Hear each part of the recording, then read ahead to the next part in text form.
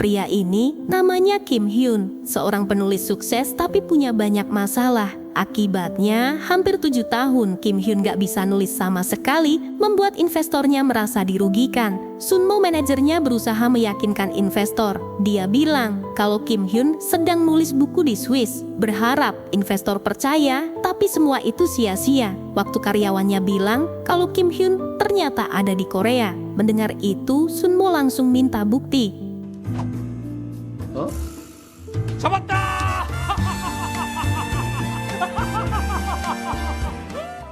Esok harinya, Kim Hyun dapat kabar kalau Profesor Kim Dong meninggal dunia. Hari itu, dia langsung perjalanan menuju ke sana untuk sholat jenazah. Tapi sesampainya di sana, semua orang malah pada pesta.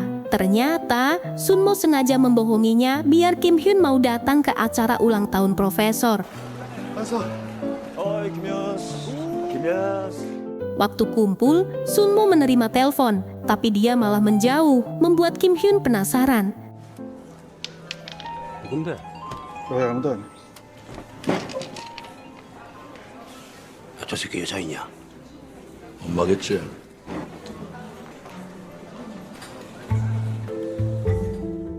Di sisi lain, ada wanita cantik bernama Mimi yang lagi sama putranya yang bernama Sun Kyung. Dia dipanggil ke sekolah karena putranya nggak fokus belajar.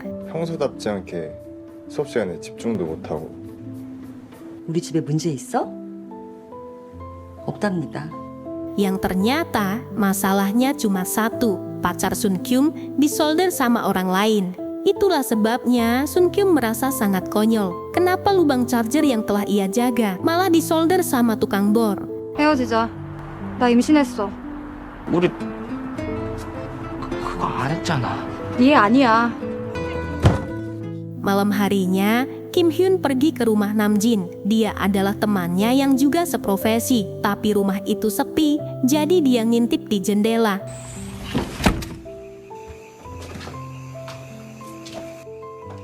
뭘 봐 있냐나. Waktu duduk, suasana langsung gak enak. Namjin kesal karena Kim Hyun mengulas tulisannya kalau tulisan Namjin berisi konten lagi bete. Hal itu membuat dunia tahu jika Namjin seorang gay. 내 글이 값싼 게이 정서에 불과하다고? 그 조동아리 그걸로도 사람이 죽어. 그걸 문화부 서평에다 떡하니 올려? 어디가? 그냥 놔.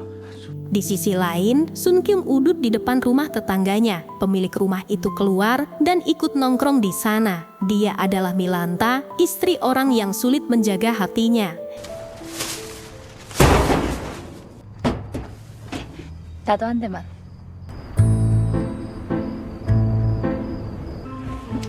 잘 폈다. 교복 벗고 펴. 에이씨, 안 펴. Singkat cerita, Kim Hyun ke rumah Mimi, yang ternyata mereka mantan suami istri. Dengan wajah yang datar, Kim Hyun tanya, kenapa Mimi nggak menikah lagi? Mimi jawab, kalau dia nggak akan menikah lagi, dia lebih memilih pacaran, karena udah trauma hidup sama Kim Hyun. Kim Hyun pun bilang, kalau Mimi bukan nggak mau nikah, tapi karena udah jelek dan nggak ada yang mau. Mendengar itu, Mimi pun langsung membuktikan kalau penilaian Kim Hyun salah. 나 혼자 살면 구질구질해지니까 아니 어디다 대고 구질구질이래? 가슴 빵빵하고 응? 뱃살 없고 봐. 죽여 안 죽여? 응? Begitu kagetnya Kim Hyun ini, dia melihat gundukan tombol genset yang sangat memprihatinkan. Dan akhirnya, mereka pun saling solder.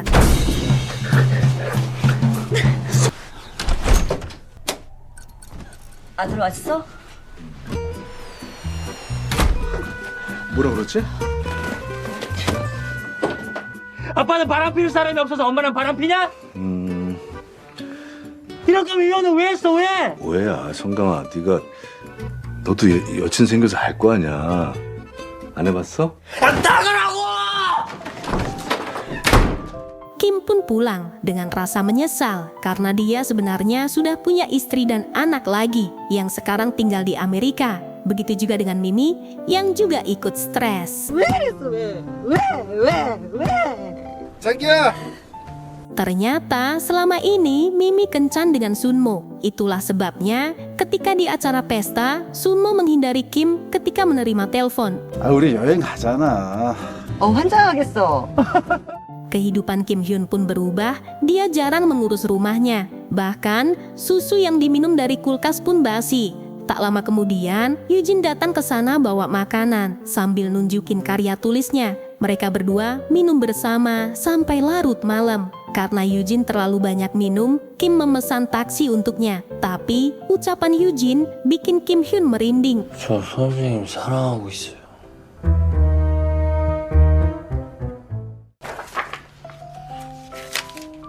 Esok paginya, Kim Hyun pergi mengajar. Dia kaget melihat Eugene duduk di sana sebagai mahasiswanya.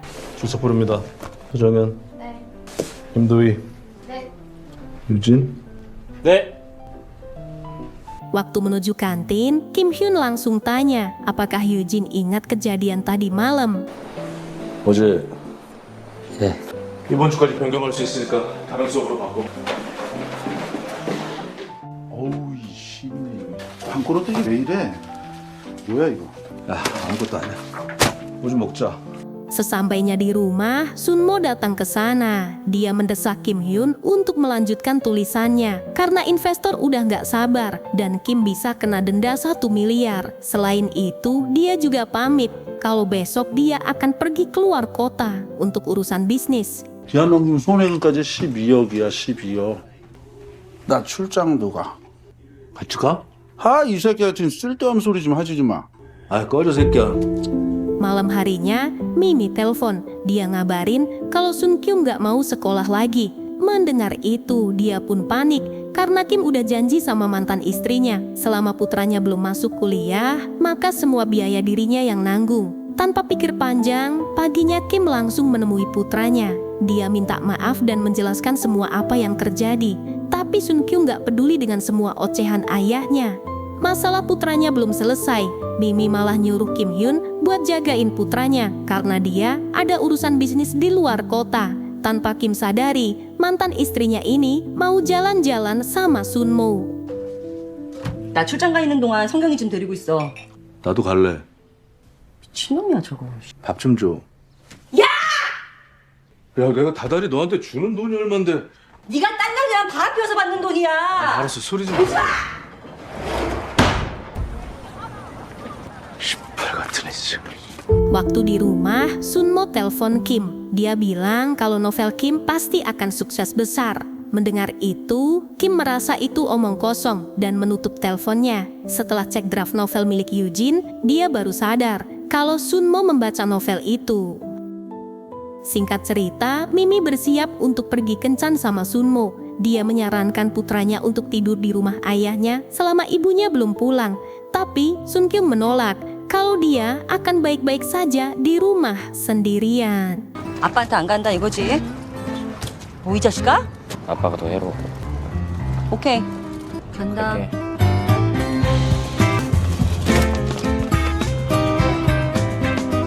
Saat perjalanan, Sunmo penasaran dengan novel yang ditulis Kim Hyun. Tulisan di dalamnya terasa tajam, membuat orang yang baca seolah ikut merasakan jatuh cinta. Dari situ, Sunmo menilai kalau Kim Hyun lagi kasmaran. Mimi langsung jawab, menurutnya Kim Hyun justru payah dalam urusan kencan.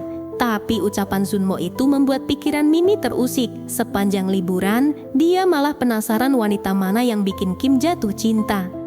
Di sisi lain, Kim menemui Eugene. Sebenarnya, dia datang ke sana hanya ingin bilang kalau dia ingin kerja sama bareng Eugene. Tapi dia merasa sangat malu. Mana mungkin seorang penulis hebat malah minta bantu penulis amatiran. Apalagi dia pria lagi bete.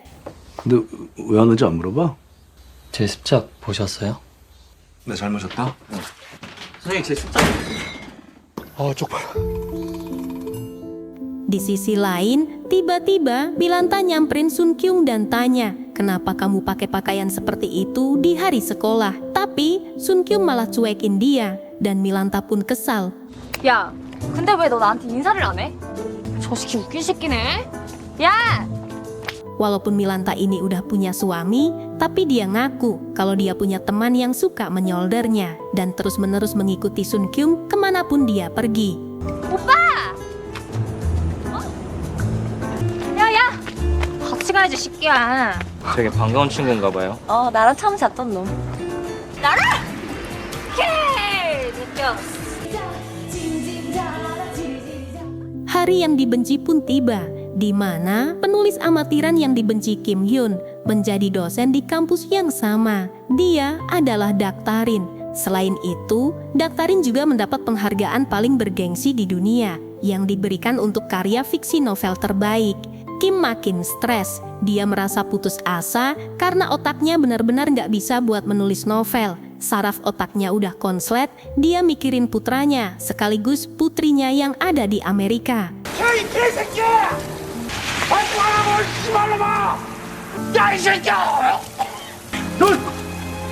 쓰세요.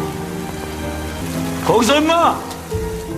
Akhirnya, Kim nekat bilang sama Eugene kalau dia ingin kerja sama dengannya. Tapi dia menegaskan kalau kerja sama ini murni bisnis, bukan soal ketertarikan lagi bete. Eugene pun paham, dia merasa sangat terhormat bisa menjadi rekan bisnisnya. Pada akhirnya, Kim Hyun bilang ke Sunmo kalau dia pekerjakan penulis baru. Tanpa dia sadari, draft novel yang dibaca Sunmo adalah milik Eugene. 신인 작가는 여자래? 걔랑 바람난 거 아니야? 그래서 제발 좀 김현 얘기 좀 안 하면 안 되겠니? 왜 하루 종일 김현 얘기야? Di sisi lain, saat Sun Kyung pulang sekolah, dia melihat gerbang rumah Milanta terbuka. Ketika mau dia tutup, 뭐 하시오? 너 밥은 먹었니? 왜? 먹어? 아빠가 목사님? 김현이요.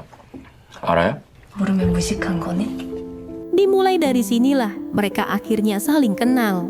Singkat cerita, mereka mulai menulis novel. Mereka bekerja keras agar novelnya bisa rilis sesuai jadwal. Walaupun Kim masih sering merinding sama Eugene, tapi akhirnya dia bisa menerima situasi ini. Sementara Sun Kyung juga semakin akrab sama Milanta. Main game bareng, pukul-pukulan bantal. Bahkan Milanta hampir saja dibor sama si Sun Kyung. 아이고 이겨서 그렇게 좋아요.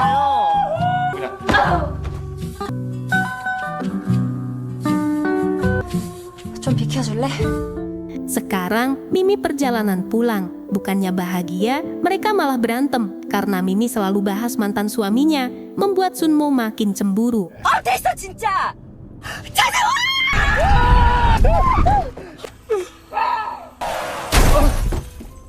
자기야.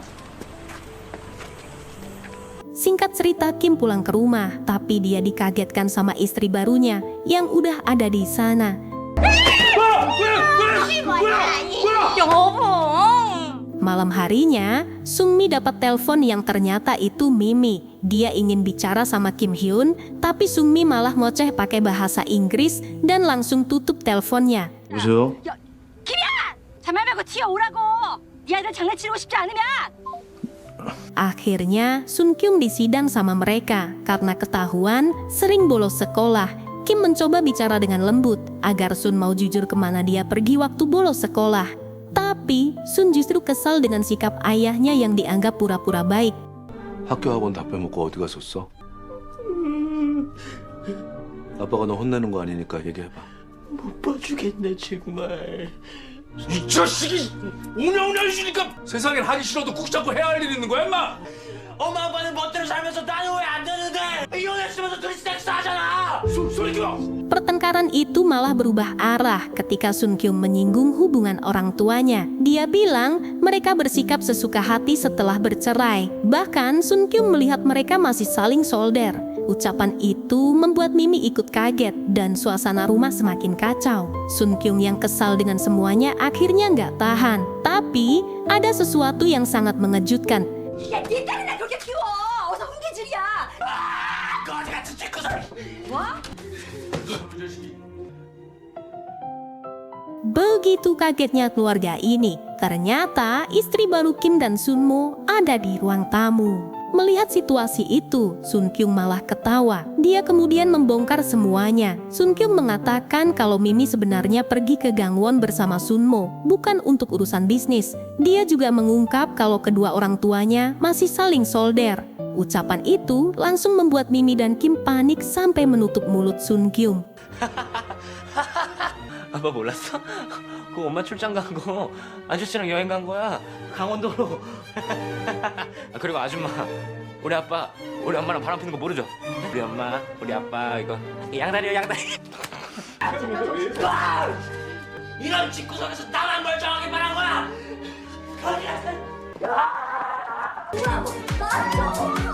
Setelah itu, Sun Kyung pergi ke rumah Milanta. Melihat keadaan Sun Kyung yang kacau, Milanta mencoba menghiburnya untuk makan es krim. Waktu ngobrol, Sun Kyung sempat tanya soal suami Milanta yang jarang pulang. Milanta menanggapinya dengan tenang. Dia memahami kalau hidup memang sering berjalan rumit bagi siapapun.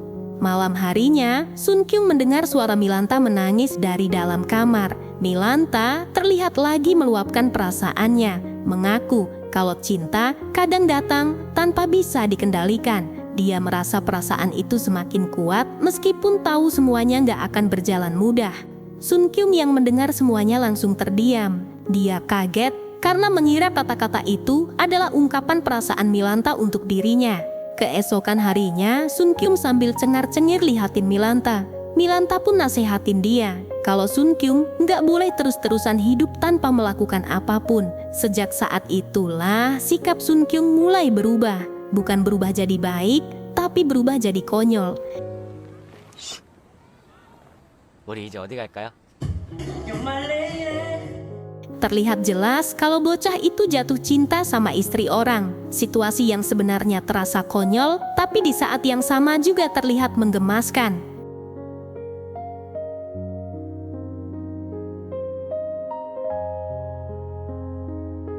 Malam harinya, Milanta menyuruh Sun Kyung pulang karena khawatir orang tuanya mencarinya. Tapi Sun Kyung malah bersikap keras kepala.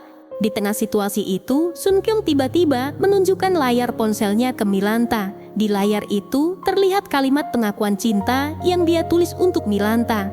Milanta langsung kaget melihat isi pesan itu. Tapi tiba-tiba 사랑해요 정원 씨. 뭐야? 얘랑 뭐니? 야, 아무것도 아니야. 들어가자. 아무것도? 정원 씨를 끼가 너 몇 살이야 이 새끼야? 너 뭐야 임마? 사랑. di malam itu juga, Kim Hyung datang ke kantor polisi. Ternyata yang masuk rumah sakit justru suami Milanta. Dia dihajar habis-habisan sama Sun Kyung dengan kekuatan api cemburu. Tapi anehnya, Milanta menolak menuntut Sun Kyung. 아 여기 쌍방폭행 건이고요. 야 너 왜 그랬어?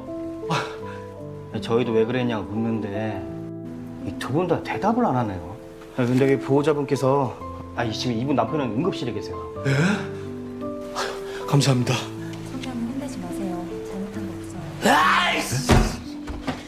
Sebelum pergi, Sun Kyung mengejar Milanta dan menanyakan perasaannya. Dia yakin Milanta juga menyukainya karena pernah mendengar Milanta menangis di kamar sambil mengungkapkan perasaan. 정말 나 안 좋아했어요? 그 비슷한 것도 없었어. 웃기지 마요. 마음이 점점 깊어져 가는 것 같다고 말했잖아요. 울면서. 그거 오디션 때문 연습한 거야. Jawaban itu membuat Sun Kyung semakin terpukul. Sang ayah merasa bersalah karena semua ini akibat kedua orang tuanya. Dia menyesal karena bercerai, membuat mental Sun Kyung semakin buruk.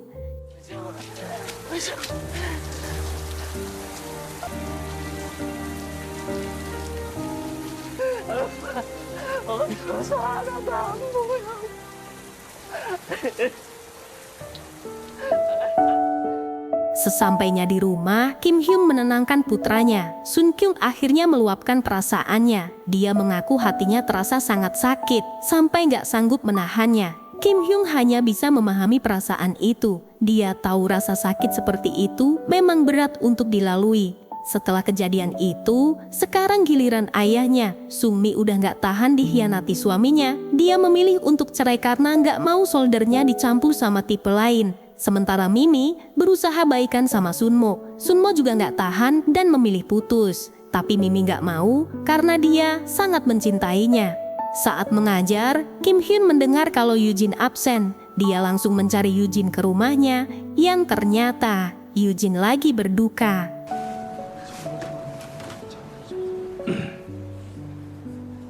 Dia ungkapin rasa sedihnya ke Kim Hyung dan menceritakan semua tentang ayahnya. Di situasi yang masih berduka, pria lagi bete ini malah minta dipeluk. Kim Hyun pun memeluknya, karena dia anggap ini adalah cara terbaik untuk menenangkannya. Tapi semua itu salah. Sun Kyung malah ungkapin rasa cintanya. 네. 응? 사랑 맞아요. 야, 잠깐만. 야, 너 뭐 하는 거야? 지금 상 치르는 놈이. Singkat cerita, novel yang mereka tulis telah terbit, tapi mereka dihantam sama berita miring. Ternyata ini pembalasan Namjin. Dia mengungkapkan kalau penulis buku itu saling mencintai. 생각해보세요. 이거는 지 살은 아프고 남의 살은 안 아프다는 얘기입니다. 예. Di situasi yang menghancurkan karir Kim ini, dia memilih untuk mencabut penerbitan buku itu dan akan membayar denda untuk menutup kerugian investor. Tapi tiba-tiba, dia melihat acara di TV yang menampilkan Eugene. Eugene bilang kalau dia memang mencintai Kim Hyun, tapi Kim Hyun nggak mencintainya. Karena Kim Hyun bukan pria lagi bete, mereka adalah pria yang sangat berbeda. Pengakuan itu membungkam isu hoax yang disebarkan Namjin, dan buku mereka akhirnya berhasil diterbitkan. Beberapa bulan kemudian, Sunmo mengirim Kim Hyun ke luar negeri untuk fokus menulis buku. Di sana, Kim Hyun tiba-tiba ketemu lagi sama Eugene. Pertemuan itu membuat Kim Hyun senang, karena sejak lama dia ingin mengucapkan terima kasih. Bagi Kim Hyun, pertemuannya dengan Eugene membuatnya bisa menulis kembali. Di sisi lain, kehidupan Sun Kyung mulai membaik. Dia tetap mengagumi Milanta, tapi hanya dari jauh. Sementara itu, hubungan Mimi dan Sunmo juga semakin serius. Dan akhirnya, film pun berakhir. Pesan yang bisa diambil dari film ini sebenarnya cukup menohok soal keluarga. Perceraian memang urusan dua orang dewasa, tapi dampaknya sering jatuh ke anak. Sun Kyung jadi contoh paling jelas. Dia tumbuh di tengah hubungan orang tuanya yang penuh konflik, sampai akhirnya kehilangan arah dan melampiaskan emosinya dengan cara yang salah. Film ini seolah menyindir satu hal sederhana. Orang tua boleh berpisah, tapi luka yang tertinggal pada anak sering jauh lebih lama sembuhnya. Terima kasih yang udah nonton sampai akhir. Sampai jumpa di alur cerita berikutnya. Aku tahu kamu mencintaiku di setiap waktumu, tapi waktu ini terus berjalan ke arah